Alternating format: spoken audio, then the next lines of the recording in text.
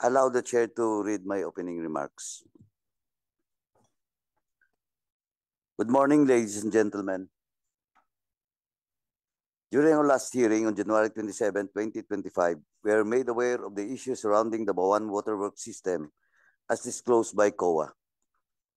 The project did not adhere to the requirements set forth under Republic Act 6957 or the Government Procurement Law. Notably, COA flagged an advance payment made by a certain Mr. Herbert Tan, who later became the president of the project proponent company, for 2 million pesos intended for the municipality's electricity expenses. This payment was made on March 26, 2007, before the project proponent's company, Aqua Data, was formally incorporated. On March 27, 2008, Mr. Tan made another significant financial gesture, a 20 million peso deposit for the future sale of the water system. This payment came only 8 days before the incorporation of Aqua Data and 30 days before the contract was awarded to the company on April 9, 2008. There were other significant lapses in transparency, including the failure to publish the invitation to apply for eligibility and to bid in newspapers of general and local circulation, resulting in limited participation in the bidding process. Everything here suggests conflict of interest and undue advantage in the awarding of the contract. Accordingly, they were issued a notice of disallowance by the COA as follows: 22,068,528 and 93 centavos for personal services, 18,249 peso, 249,843 pesos and 26 centavos for MOE, and 62,191,627 and 26 centavos for revenue share of Aqua Data, with a total of 102,509,999 and 45 centavos. This is a substantial amount of money reflecting a blatant disregard for public funds, which COA is rightfully seeking to recover. These violations, among others, have serious implications on the integrity of the project and its compliance with legal and procedural standards. The committee will need to examine these issues in greater detail, especially the involvement of the local officials, particularly Mayor Ryan Dolor himself, to ensure that accountability is properly addressed. It is also essential that we identify the rules of Aqua Data Incorporated and any other relevant parties involved in the irregularities in the bidding, procurement, and violation of processes. This will help us establish accountability for the failures that have led to the misuse of public funds. On the legislative front, we must revisit and amend K-laws to close the loopholes in accountability and compliance. The committee should consider revising the BOT law to ensure that privatization projects adhere to transparent standards and proper procurement practices. Additionally, we must closely examine the Local Government Code of 1991 to strengthen the authority of the Department of Interior Local Government in expeditiously addressing violations committed by erring LGU officials. Another issue we'll focus on today is the leasing of the Bawan Basketball Court, a public property, to Bawan Plaza Hotel. According to the COA, a separate notice of charge was issued amounting to 14,704,320 pesos. This amount represents the underpayment resulting from valuation discrepancies over a 5-year rental period. This highlights serious concerns regarding the proper valuation and management of public assets, which resulted in a loss of revenue for the municipality. It also raises questions about whether legal processes were followed in determining the lease terms and if the agreement was beneficial to the public interest. Given these findings, it is imperative that we scrutinize the lease agreement further and ensure that appropriate measures are taken to hold accountable those responsible for any financial irregularities. These are based on the COA's pronouncements during the last hearing, derived from their fraud audit reports. These reports have already been submitted to the Office of the Ombudsman for appropriate action. Thus, the committee must strongly advocate for Ombudsman's swift resolution of the matter as the next steps in the criminal and administrative cases against the involved officials rest in their hands. It is imperative that those responsible for these violations be prosecuted with urgency to ensure accountability and uphold the rule of law. I look forward to the committee's deliberation and may we have a productive hearing. Maraming salamat po. Before we proceed with the admin matters, let me just remind everyone that since there's a lot of schedules today in Congress, this is now our last day of session and we will go on break starting tomorrow and we'll be back on June. But let me remind everyone that the leadership, but of course it will be approved in the plenary today, that we are allowed, the Public Accounts Committee, as I have requested the leadership and the speaker, that this committee be allowed to conduct hearings during the break.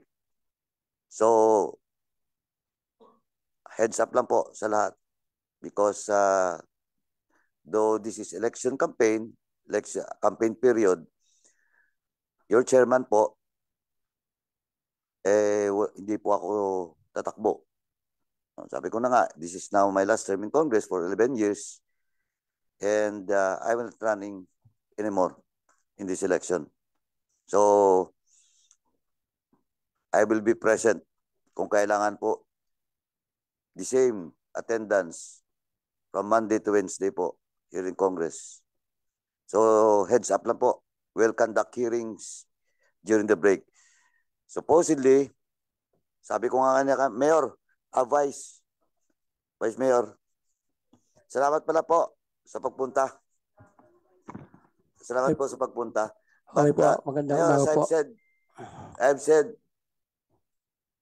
kanina po, supposedly, depending on the result of this in today's hearing, sana po, this will be the last hearing po. But your mayor is not present once again. So, pasensyahan na po tayo. I have to conduct hearing po ulit for the Bawan during the break po. Dapat tayo magawa. It's not the committee's fault or the chairman's fault. Now, Comsec, please state all the names invited today that are not present. Comsec, please proceed. Mr. Chair, if I may, we sent an invitation letter to Mayor Ryan Dolor, but he's not with us right now. He sent a medical certificate. And also, we sent an invitation to Mr. Herbert Tan. And he sent an excuse letter last hearing, but we have not received any excuse letter today. We also sent an invitation letter to a former admin officer, Alfredo Di Maunahan, former Vice Mayor Romeo Bacong, former Vice Mayor Juan Magboo, former Councilor Jerome Alvin Monilla, and former Councilor Yanil Dalangin, they did not send any excuse letter. They're not present today, Mr. Chair. Thank you, Comsec. Isa-isahin po natin. Unahin po natin kay Mayor Dolor. For the information of everyone, especially the members of this committee, nung last hearing po, we have received an excuse letter from the mayor, no? In which it stated na busy po siya nung nakaraang hearing, kaya hindi siya makapunta because of, yun, may mga wedding daw. But gusto ko na pong basahin yung last part, no? Last paragraph of his excuse letter, last hearing. I deeply value the opportunity to engage in the important work being discussed at the hearing. And it is unfortunate that my previous commitments will prevent my participation. Tapos po sabi niya po, rest assured that I remain fully committed to the issues being addressed as I am giving utmost respect to the committee and the entire lower house. Yun po. But today, once again, he is not present. And question of his statement giving utmost respect to our committee and the entire lower house. But today he's once again absent. And question of respect, for the record, Mayor Dolor did not send an excuse letter, and that is an insult to this committee and to the lower house. Why? Because he only sent a medical certificate without an attachment signed by him. And that is not acceptable in this committee. Pasensya na po. Let it be on record that this is a last warning for your mayor. Sabi ko na po kanina, if this, in today's hearing, substantial na po ang mga facts and data and testimonies of all the resource persons present. Sabi ko nga, sana po ito na lang po ang last hearing dito. Because today we will focus on the second subject matter. Yung sa basketball court po. Admin, Municipal Admin, please remind the mayor and relay the statement of the chairman in today's hearing. It is not acceptable. He is a public official. He should know his responsibility. Magpapa-excuse ka, papadala ka lang ng medical certificate?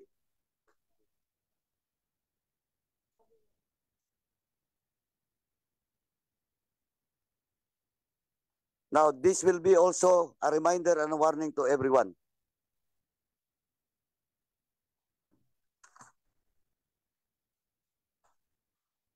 Chairman Akop. Thank you, Mr. Chair. If the committee finds the excuse of the Honorable Mayor not acceptable, then I will move that we issue a show cause order for him to explain, so that if he will not show himself again for the next time, then we can issue or move to cite him in contempt. I second the motion, Mr. Chair. Second. There's a motion by Chairman Akop to issue a show cause order for Mayor Dolor. Duly seconded. In objection, the chair is none. The motion is carried. COMSEC is directed to issue a show cause order for Mayor Dolor of Bawan, Batangas. Now, thank you.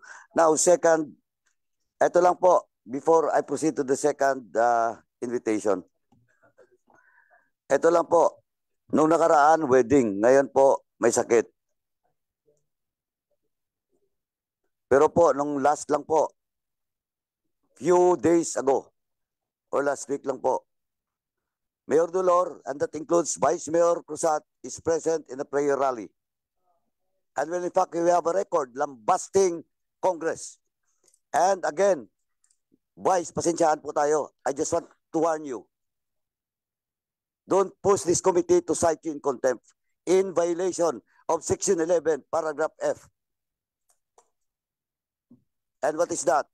Paragraph F. Undue interference in committee hearings. Hindi po pwede yun, Vice. You were absent. Then during the prayer rally, you attack Congress. This is again a warning to all of you. And that includes former Councilor Rivera, you are present there. Tama. Nandun ka, di ba? Si Mayor nandun din, di ba? Pati yung Vice Mayor ng Mataas na Kahoy nandun, di ba? Mr. Chair, sorry, hindi ko po alam anong nangyari. Meron pong prayer rally. O, sila doon. Di ba may prayer rally doon? And attacking Congress and this hearing. Now, sabi ko nga, yung letter niya, high regards and respect to this committee and to the lower house, then you attack. Absent ka na dito, hindi ka na napakita, tapos mag-prayer rally ka, atakin mo pa yung house. Again, I just like to remind everyone, you cannot do it. Wala pong invitation doon. Wala pong show cause order doon.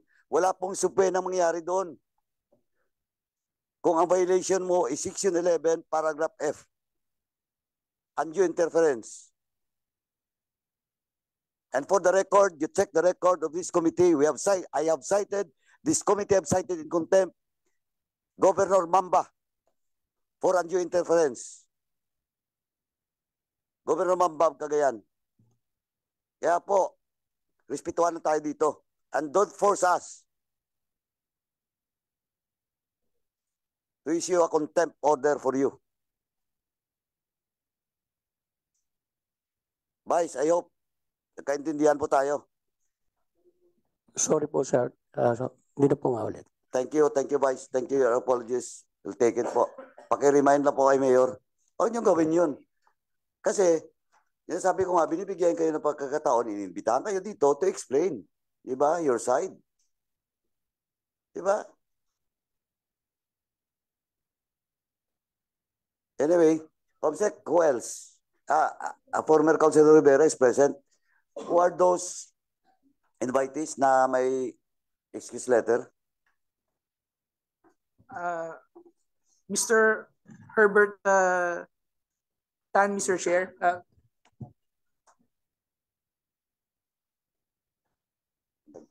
Comsec, anong excuse?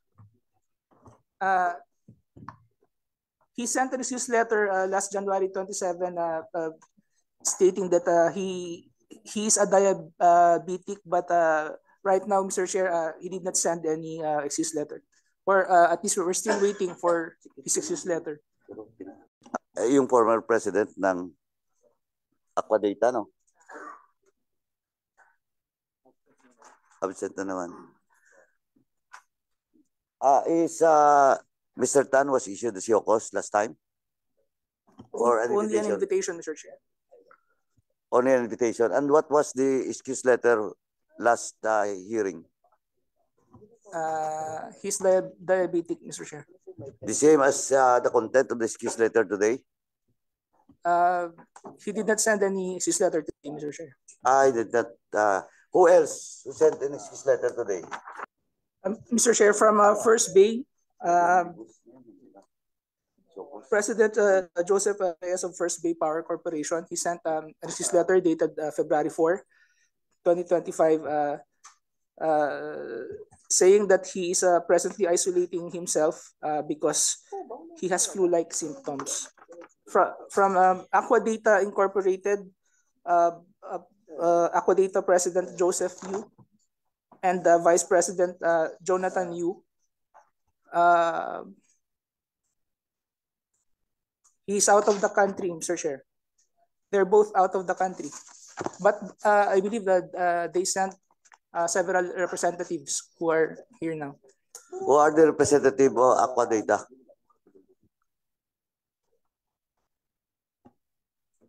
Kanina po, tinawag mong pangalan mo kanina. Okay, please, take a seat po. Please state your name and your position in Aquadata. Good morning po, Your Honor. I'm Engineer Pablo Morales, the Concurrent General Manager of Aquadata. Concurrent. Kailan po kayo naging GM? I was appointed as a General Manager in end of 2017. End of 2017. But siguro naman po, you can answer questions. Kasi yung transaction happens 2007 pa. Tama po. To 2013.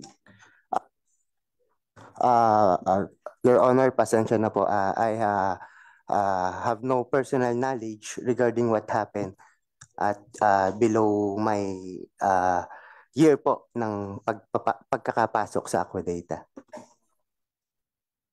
Ilang taon na nag-operate ang Aquadata na naging GM ka? 2 years? 4 years? 6 years? 6, maybe po. 6 Oh, years 6. po. Anyway, you're the GM now, concurrent GM. Let us see po, pag nasagot mo yung mga tanong, pag hindi po, we will again,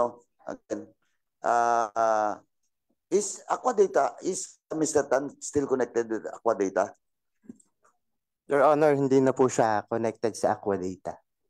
When you assume as General Manager, hindi na po siya connected? Yes po, hindi na po. When the Aquadata started to operate, hindi na siya connected?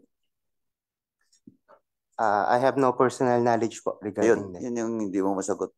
Anyway, tingnan natin. But of course, it will be the pleasure of the committee members for the representative from Aquadata and for Mr. Tan. Mr. Tan, diabetic, lahat naman dito. Hindi naman lahat, pero marami naman dito. Kahit member ng Congress, diabetic, pero everyday we report to Congress. Yes, Vice Chair Kit. Mr. Chair, we need someone who could answer our questions. We can't just have someone who is representing the corporation or the company, but who is unable to answer the questions. That would be useless invitations, Mr. Chair. The excuse that one has diabetes for as long as it does not prohibit him from moving around or going to and from one place to another, I don't think that's an acceptable excuse, Mr. Chair. Now, for me, a lot of members here or a lot of people here have in one form or another been suffering from type 2 diabetes, but they still take time to honor the invitation of this committee and be present. So I don't think that's an acceptable explanation, Mr. Chair. So what's the pleasure of the members? Mr. Chair, I move that we also issue a show cause order for the said individuals who have continue to